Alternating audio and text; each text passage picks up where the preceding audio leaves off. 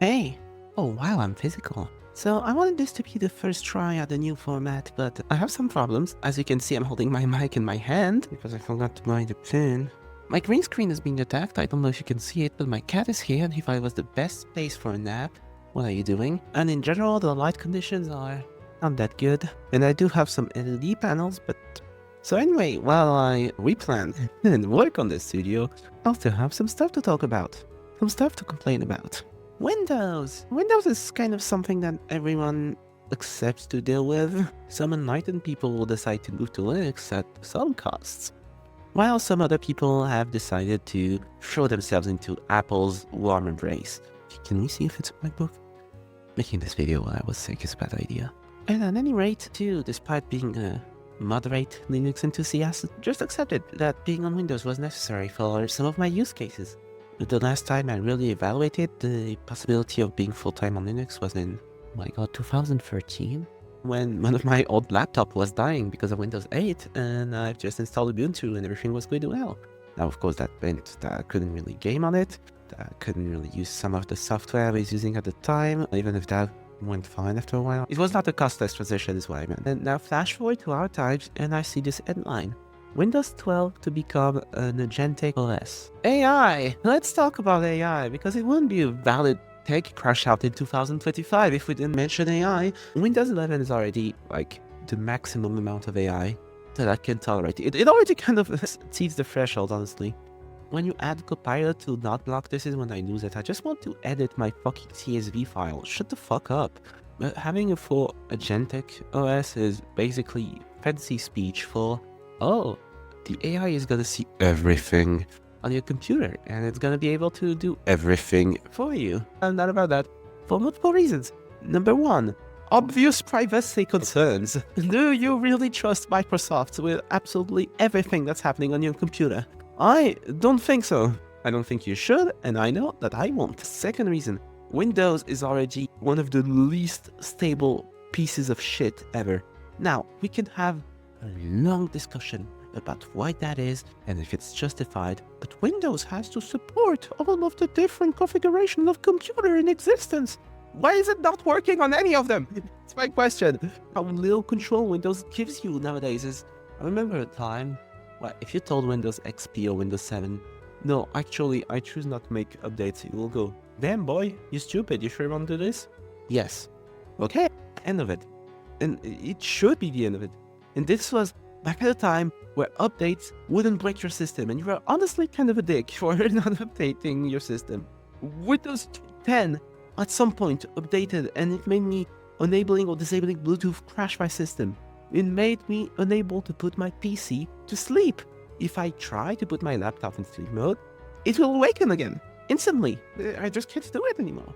And it's not like the operating system is supposed to be the piece of software on your PC. It's like, if you're telling me, oh, we're gonna add a random black box machine that kind of understands what it wants to and then does what it wants to on your OS that's already less stable than my mental health, I am not happy about that. No, sir. Honestly, I think their vision of an agentic OS is dumb, which that's kind of me, but I think computing is supposed to be able to allow you to do things, learn things. It's supposed to enhance yours, basically. There's tons of things that we take for granted that we won't be able to do without computing, especially nowadays, especially if you were born like in the 2010s, which I realize that some people watching this video might, because it's 2025 and I'm starting to become old. And I also value the ability for people to learn things and to stay in control of their things, which is very hard in our digital landscape nowadays. Subscription services, black box softwares that don't tell you how they work, etc. And I realize it's kind of a losing battle, especially when you talk about companies that are as big as Microsoft. Us to have the right to piss about it, even if it's pointless. And this headline just kind of made me realize that my future isn't on Windows. It just is not. And then had the question, what the fuck do I do now? I'm a developer in terms of work, so web developer specifically. Switching to Linux for my work has been incredibly easy. I think it's been a year or something. Yeah, we're almost in December, so it will have been a year, like in 1 month. And honestly, for 90% of what I do in a day, which is work, pretend to work and scroll on Reddit, pretend to work and watch a YouTube video, pretend to work and send messages on Discord, send emails, unfortunately, that's fine. That is absolutely fine. Then comes the other things. Video games. Gaming on Linux has historically been, well, it actually got way better thanks to Valve, honestly. Valve has a funny little machine called the Steam Deck. And Steam Deck runs SteamOS, which I believe is based on Arch Linux. And you need games to run on your console, you know? So they basically are working on a compatibility layer between Windows games and Linux, if that's too complicated. They have a big emulator for Windows games. And it's not limited to SteamOS nor the Steam Deck. It's open source, it's just out there and it's keep getting improving. People will tell you that you can switch to Linux and still play games as long as you don't play things like big profile shooters with big anti-cheat software. That's not exactly true. That's not exactly true. Proton has not been as plug and play for me as it is for a lot of people. Now, part of that is because I have a NVIDIA graphics card and not an AMD. I've heard it works way better on an AMD. I don't know if it's because of Vulkan or something else. I think it's maybe because of the drivers, the NVIDIA drivers on Linux being kind of wonky. And sometimes things did work well, but I still had to go to ProtonDB and see for Linux Mint which Proton version was the best for a specific game. It's not as plug and play as people say, and most of the times, if I wanted to play a game with a friend, it was way easier to switch to Windows because I still have a dual boot with Windows 10 and not go, hey, wait 2 minutes, I'll be back on Windows. Then we play, rather than spending 10 to 20 minutes troubleshooting Proton versions. It's not as fun. Now, I do have hopes that this will get better because of Valve's new Steam machine. I don't expect it to become immediately better. The onset I have in my brain is like 3 to 5 years. I think it like around that time frame, we'll start to have a lot of developers thinking more about compatibility on Proton, if not outright native Linux. I think it'll be more on Proton, to be honest. But yeah, I have hopes that the gaming use case will become way better. Then the other big thing that I do that requires Windows, or at least requires non-Linux software. Now I record using OBS, so I can use that pretty much anything, but I edit using the Adobe suite, and I do my thumbnails using Photoshop. GIMP is not the same, and not the same at all. I'm sure some people do amazing things using GIMP. I'm sure some people do thumbnails using MS Paint, and they have better thumbnails than I do. But the thing is, I was already using the Adobe suite before I went to university, and then we learned a lot of things in university using the Adobe suite. So I have like this 3 to 5 years of knowledge that I need to unlearn to learn a new tool. And that's fine. Let me be clear. That in itself is fine. I would love to ditch everything, learn DaVinci Resolve, and like have that be my main software. It seems like a honestly really powerful software. It's available on Linux. You know, I would love to do that. I have a full-time job. I have people that I love. I don't have the time. I barely have the time to do this. Don't check the last time I uploaded. And so, yeah, I would love to take the time to find proper alternatives, but it's honestly really hard, especially for that kind of creative work. And so I found another solution, because sometimes your money is more expendable than your time. Now, you might be thinking, that's just a MacBook. What's the big deal? I was that annoying friend in high school that would go, oh my god, you have an iPhone. Oh my god, you have a MacBook. I really didn't like Apple because of how much of a closed ecosystem it is. Back then, I had lots of time, not lots of money, so I was like, why would I pay more? Something that gives me less control. That doesn't make sense at all. And I found myself perfectly fine with the confines of Android, where you had to put your hand into it a little more, especially at the time. And I'm talking about like, I had a Samsung Galaxy Nexus, so Android Froyo, I think, or KitKat.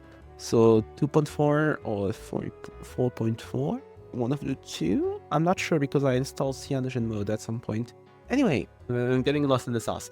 And Windows, Windows 7 was more or less functional. Hello? Hi! Windows 7 was functional and Windows 8 wasn't. It was fine. Okay. Are you here to defend Windows, you cheeky little brat? Windows 7 was functional, Windows 8 way less so, and, you know, I was fine in Windows 7. And that's just the end of it, really. Until they cut support for the updates. Windows has never been perfect, as far as I can recall. But I felt like you could still put your hands into it a little more, and it would work well eventually. I was fine with it. I feel like I have less and less of that control, and it still hasn't gotten better. And I've got the same problem with Android, actually. Google is also tightening the noose around our necks, and very absurd. I have a video somewhere, I don't know where it goes, about what Google is doing. So yeah, got a MacBook.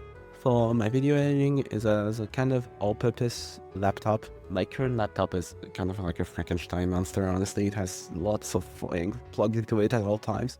And honestly, this is my apology tour for Mac users. I underestimated how full of pieces of hardware they are. They're very light, the autonomy is pretty good. And the OS is nice. It's functional, which is more than I can tell about Windows. And yeah, it's definitely a closed ecosystem. Like, if you don't have an iPhone, if you have an Android, there's lots of things you can do. But the settings are pretty clear. You still have a terminal, like, to do stuff. It's fun. You can still edit things. Like, I have a configuration that's pretty nice. And something that I really appreciate, actually, because I was really scared about Apple Intelligence. Like, those bitches found the proper brand name for their AI stuff, for the acronym to be AI. I thought they would use it tons more. I thought they would force me to use it. And no, it was off by default. Both this and Siri were off by default. And my curiosity, I was like, hey, how do you enable them? How do you disable them? One checkbox. Checkbox each. This is all it should be. Settings are meant to be checkboxes. It should never be anything more. I'm just bummed out about computing because I feel we're getting, like, eaten away. All our liberties, all of our options, and I'm not happy about that at all. Nah, oh, of course, people will all say, you will always have alternatives. You will always be able to find something else, install something else.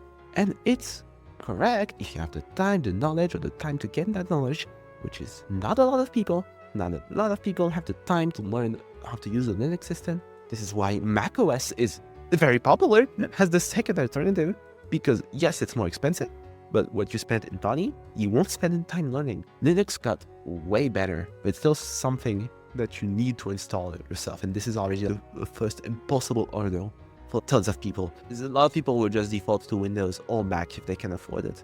And Windows is just gonna be able to abuse that monopoly, and I hate it. I hate it.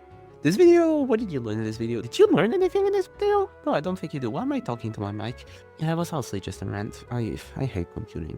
I wish I could get excited about technology. I feel like it's been like the past 10 years where each time a new tech, quote-unquote, thing releases, I'm like, oh, this will be used to fuck us in the ass, actually. And yeah, it's kind of demoralizing, honestly. But I'm sure the others will stop at some point.